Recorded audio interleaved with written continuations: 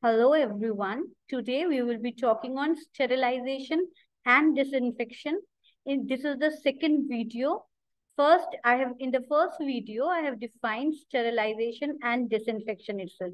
Today I will be talking on methods of sterilization and disinfection. So coming on to methods, this slide shows the number of lectures or videos I am going to post. First was introduction that I have already told. Now, second is methods of sterilization and disinfection. I will be putting third video also that will be on disinfectants and their role. So here we will talking on methods of sterilization. There are several methods by which we can achieve sterilization. One of them is physical, and in physical we can use heat, vibration, radiation, filtration. God has given us one method of sterilization on the earth, that is heat through sun.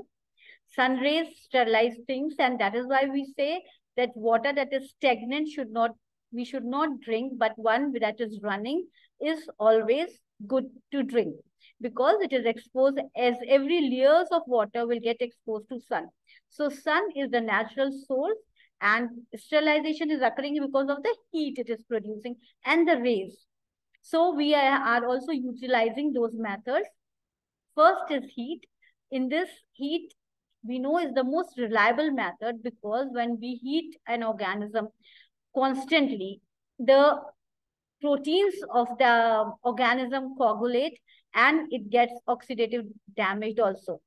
So in heat, there are two ways we can heat and produce and get a sterilization done. One is dry heat and another one is moist heat. So when we are using dry heat method, we can use red heat method, flaming, incineration, and hot air oven. Coming to red heat method, as you can see in this, a Bunsen burner is there, and our inoculating loop is made red hot here in this burner. So this is the real method in which you are heating the object directly on a burner and making it red in color. And when it becomes red, you cool it on a surface which is already sterilized, and then you can use, as it is an inoculating loop, you can transfer bacteria by using this loop. That is the function of inoculating loop. Similar way, you can sterilize wires, tips of forceps, spatulas. So those things which can be put directly on fire and which can be made red hot, and then we can cool them on the sterilized surface, that can be done by red heat method. Coming to flaming is like just passing the thing that we need over the flame for a few times. Like if we need a slide, we can pass it on over the flame, and thus we can use it. But it's not completely sterilized, but it is better than unsterilized one. So this method also have a limited access, like you cannot use all the articles over the flame. So mouth of test tube, if we have opened a test tube which is containing our desired organism, and we don't want it to get contaminated, what we do, we put it in the, we open it in close to Bunsen burner so that the air microbes do not enter. And then we remove the cotton plug with the help of this finger, and we do whatever we want to do in the test tube, take out the media or organism through inoculating loop, and then we just put the test tube mouth over the flame, Bunsen burner, and put the plug back. So our organism of interest will not get contaminated. So flaming can be used for this kind of sterilization. And then another method is incineration. Incineration is done to substances which we don't need further, or we are just going to remove it so that it's not contaminating other things, and it's not creating pollution, like soil dressings, animal carcasses, pathological material that we have taken out, all that which we don't need, and organic material, we just put it in. You can see here, this way we can put inside this, and at high temperature it burn into ashes. But we do not put plastic material in this, as it produces dense smoke.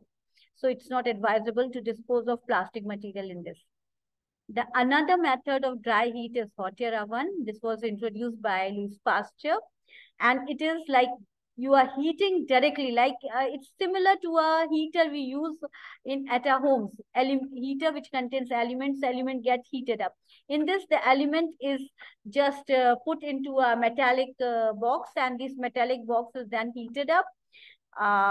When this heat gets heated up, we have to note the time at for a particular time at a particular temperature. All the organisms are killed. Hot air oven method is the most reliable method when we are using dry heat. In this, you can achieve complete sterilization, and you can be sure to use it in any kind of surgery also, because you are destroying the organism completely. And how is this time and temperature relationship is very important in this. If you are putting this at 160 degrees centigrade, you have to measure the temperature. It should be at 160 degrees centigrade. Then it should be there. Things should be inside that chamber for 60 minutes. And if you want to reduce the time, that you reduce the time to half, you have to increase the temperature by 10 degrees. That rule has to be followed. So these are the different temperature and time relationships that can be followed. But standard one used all the time is 60 minutes at 160 degrees centigrade. This is a hot air oven. In this, you can see, as I told you, it's a metallic chamber which can be closed. This is the door. In here, there is a here, this is the elements are not exposed. They are covered by the metallic sheets, and you have racks. There is one fan also in the middle, because when we are heating this, as air is not a good conductor of heat, this, because of this fan, this heat gets distributed all over the things which are kept for sterilization in this chamber. This chamber can be used for sterilization of metallic instruments, glassware that can withstand this temperature, swabs, oils, grease, petroleum jelly. Some pharmaceutical drugs, material products can also be sterilized in it, which are not denatured by direct heating. All those materials can also be sterilized in hot air oven. So what are the precautions that we should take while using hot air oven? In this, articles must be perfectly dry before they are inside the hot air oven, because if they are moist, then moist heat can can get heated up, and it can crack the material glassware.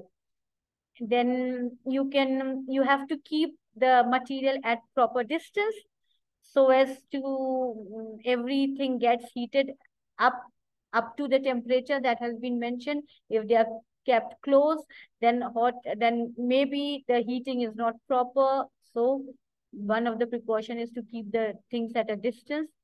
If they have open necks like test tubes or flasks, you want them to be completely sterilized. They should be plugged in and covered with aluminum foil, because once you are removing them from hot air oven, you are again exposing them to microorganisms. So if you want it to be completely sterilized and kept for a long period, what you have to do, you have to plug in cotton plugs, and then you have to put aluminum foil over it, or you can put craft paper also.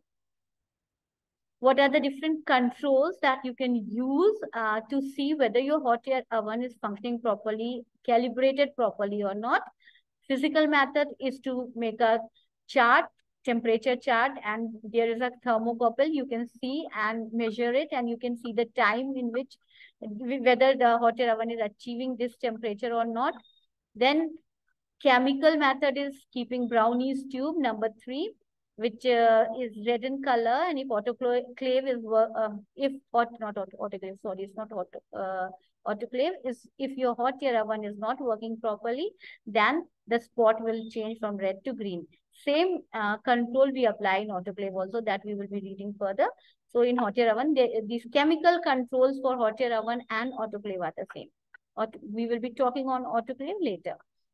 There is biological control that can also use here is 106 spores of Bacillus subtilis. They come in an envelope, and that envelope you put, they are on the stripes, and you put that on the while you are using hot air oven, that is for 60 degrees and 60 minutes for 160 degrees centigrade, and then you can take out this spores, these strips, and plate them on the media place. That is, since they are anaerobic media, you can put them on thioglycolate broth or cooked meat medium.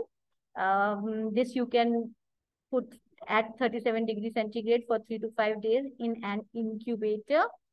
And there, after that, if these spores germinate on the media, and then you will say that some problem is there in your autoclave. You have to get it checked. You have to see whether it is working properly or not. So you have to perform 2 times in a month, or if a lot of work is going on in you're using hot air oven completely constantly, then you have to weekly you can check whether your autoclave hot air oven is working properly or not. Coming to another method of sterilization, that is moist heat sterilization. Moist heat sterilization can be done. Moist heat itself indicates that you are going to use heat plus water. Then the temperature of water varies. It can be heat applied to vary the temperature of water. That is at 100 degree, below 100 degree it can be kept. At 100 degree it can be kept, and above 100 degree also it can be kept, and we can apply it for getting results which we want. So if we are putting the temperature below 100 degrees centigrade, what techniques can we apply? These are the 4 techniques we can apply: pasteurization, vaccine bath, serum bath, and Incineration. Coming to pasteurization, this is given by Louis Pasteur. This is applied in food and dairy industry in two variable ways we can use this method. One is Holder method, another is flash method. Holder at 63 degrees centigrade for 30 minutes. Flash method is 72 degrees centigrade for 15 seconds, and which is followed quickly by cooling it to 13 degrees centigrade. So flash method and Holder method both can be applied for the process of pasteurization, and this is usually done for the to destroy the milk-borne pathogens like salmonella and mycobacterium. Then another below 100 degrees centigrade method is vaccine bath, that is kept for 1 hour at 60 degrees centigrade. Most of the vegetative part bacteria are killed while spores survive. So in this, contaminating bacteria in a vaccine can be inactivated by this method. Serum bath is another way of below 100 degrees centigrade technique can be applied, and that is for at 56 degrees centigrade. This is also for 1 hour, but this is done for many successive days. So when we are doing it for successive days, it kills more of the spores. Like if first day vegetative forms were killed, and second day when we picked it up 56 degree 1 hour again we applied, so all the spores that were germinated between first day and the second day, those will be killed. So this is more stronger than vaccine bath.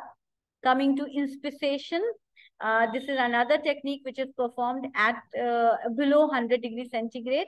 There you can see this is an inspirator. It also has racks.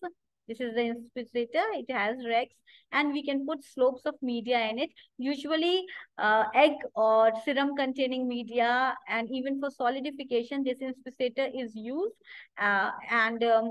Example, if it's a very important MCQ, multiple choice question, that which media is sterilized by Incineration, it is LJ media, or the media that can be sterilized by Incineration is LJ, that is Lowenstein Jensen media, which is used for growing of mycobacterium. And also Loeffler's media is also a media which is sterilized by Incineration method. Coming to the method at which we sterilize at 100 degrees centigrade, it is the boiling. At 100 degrees centigrade, water boils. So most of the vegetative bacteria and viruses immediately killed. Spores sometimes survive. Some heat-resistant spores are there which do survive. And if we want this method to be more effective, we can add 2% sodium bicarbonate into this. At 100 degrees centigrade is the steam is formed at 100 degrees centigrade. So boiling will result in formation of steam also. If we are using that steam for sterilization, then it is for some media contain like TCBS and DCA. TCBS is used for growing Vibrio and DCA is used for growing enteric bacteria like Salmonella and Shigella. Even selenite broth can be sterilized by this method. In this, media is exposed with steam for 20 minutes, and this is done for 3 successive days. This is also called Tyndallization. This method was given by John Tyndall. So in this also you can do intermittent this heating by steam so that spores are killed. So this is a method which is done at 100 degrees centigrade. Coming to a method that is above 100 degrees centigrade, in this only autoclave is there. Autoclave is like a closed chamber in which water is filled and a coil is placed, and this closed chamber will be having a knob which will show the temperature as well as a knob which will show the pressure. And time is also there. So you have to note 3 things are very important when you're autoclaving, that is temperature, time, and pressure. So when we are heating things, boiling things at atmospheric pressure, 100 degree is the boiling point. But when we are increasing the pressure, if you have studied gas laws and you remember them, you will know that as the temperature is increased, you can increase, or if the pressure, in this case, if the pressure is increased, then temperature will also increase. Both are directly related to each other. So what we are doing, we are increasing the pressure, so the temperature of the water will increase and the steam will be formed. And when this steam will go and fall on the objects which we have kept in this chamber, these objects are first cooler than the steam. This steam will touch these objects, and when the hot thing will touch a cool thing, that steam will get condensed and fall as water. A time will come when the temperature will be 121 degrees centigrade, and at this 121 degrees centigrade, pressure is 15 minutes. So temperature 21 degrees centigrade, pressure 15 minutes. And if you hold this for 15 minutes, all kind of microorganisms will be killed. This is the best method for sterilizing surgical instruments also. If you're performing surgery, all this can be sterilized. Reusable gloves, gowns, all those things which can denature or can be charred off in direct heating can be sterilized by this method. So it is very important in this to note the temperature, pressure, and time. And this resembles the pressure cooker that we use at our home. So checks of autoclave are physical. You can make a temperature pressure chart and you can see all is going well with your autoclave. Then you can use the chemical method, that is Brownie's tube number 3. Again, it's the same as I have told you in hot air oven. And in this, you can keep Geobacillus stereothermophilus bacteria because it is a very resistant bacteria. It can survive at high temperature also. If this is getting killed, if it's not germinating and it's not growing on the media, then we will be sure that autoclave is working correctly. Next is method that is applied for sterilization is radiation. Radiations are of 2 types, non-ionizing radiations and ionizing radiations. And when we are doing sterilization by radiation, since we are not generating heat, so it is also called cold method of sterilization. So if a MCQ comes, what is cold method of sterilization? It is sterilization through radiations. So non-ionizing radiations rays are ultraviolet rays, and you know ultraviolet rays are carcinogenic, mutagenic, and they also have a microbicidal property. They can kill microbes, and at different range, different wavelengths, it has different effects. But for microbicidal effect, the best wavelength is 260 nm. So this range is between 200 to 280 nm. So this wavelength, nanometer wavelength, is most effective. Since these are non-ionizing radiations, so if their path is blocked by any other thing other than the one you want to get sterilized, then the sterilization process will not be complete. They are the ones which can sterilize all the surface it is exposed to. So in this case, distance between the UV ray source and the object that has to be sterilized is very important. So different now LED of this UV lights are coming in LED shape, LED forms. So you can get those bulbs and put it in your operation theater, OT, or wherever you want the things to be sterilized. But you have to see how many watts will be covering what area, surface area. So all this has to be worked, and up to what time it has to be exposed, because they are lethal to human also. So we have to keep that in mind. So UV rays are these days employed to disinfect hospital wards, operation theaters, viral laboratories, corridors, etc. Then coming to ionizing rays, there are two types of ionizing rays, particulate and electromagnetic waves. Particulate ones are electron beams. So as compared to electromagnetic waves, they are less ionizing. Though they have more penetrating power than UV rays. But in case, if we compare it with electromagnetic waves, that is a gamma ray, these electron beams have less penetrating power. So they are employed in manufacturing units where syringes, gloves, and all sterilized syringes, gloves, dressing packs, foods, and some pharmaceuticals are to be sterilized. But they have less penetrating power, while gamma rays have more penetrating power than any other rays, and they disintegrate, they destroy the nucleic acid of the microorganism. Even UV rays also destroy the nucleic acid. And these gamma rays can be generated by disintegration of certain radioactive isotopes, that is cobalt 60 and cesium 137. Cobalt 60 and cesium 137 is again another important question that can be asked: how gamma rays are generated. So, as I have told you, they have more penetrating power. They destroy the damage the nucleic acid, and a dosage of 2.5 megaradians kill all bacteria, fungi, viruses, all kind of organisms. So they are major sterilants, because somewhere between, I have talked where vegetative spores are only killed. So when vegetative spores are only killed, it is not sterilization, right? So these gamma rays are used to sterilize Petri plates commercially. Not, you cannot use them in a lab. So syringes and antibiotic, which are produced in bulk, hormones and glasswares produced in bulks, and you needed sterilized glasswares if you are needing sterilized fabrics, if you're needing like masks which we are getting sterilized. All these in bulk was sterilized by gamma rays. Gamma rays sterilization do have disadvantages. They cannot be switched off. Like if we have just put on the 2.5 radian mega ray uh, gamma ray, we have switched it off. It doesn't mean when we have switched it off, it's over. It will be there for some time. So you cannot just switch it off and go enter. Then glasswares tend to turn brownish. Even fabrics may lose their tensile strength if we are using. So it has some side effects, some disadvantages. Sometimes it impairs the flavor of certain foods also. Gamma ray can be checked by Bacillus pumilus E601. So whether gamma rays are properly sterilizing or not, again, you can check it through this bacteria, which can withstand radiations. So Bacillus pumilus can be used.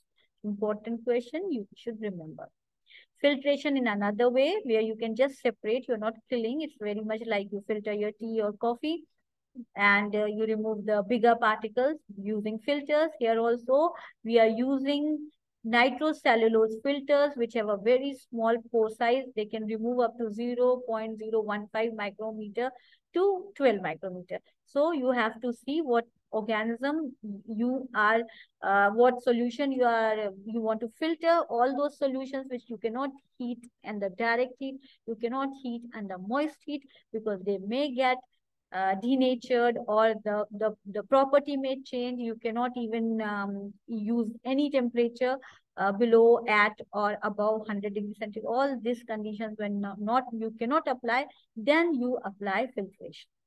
So these these are the list of applications that are used in filtration. You can just read, go through it, and learn.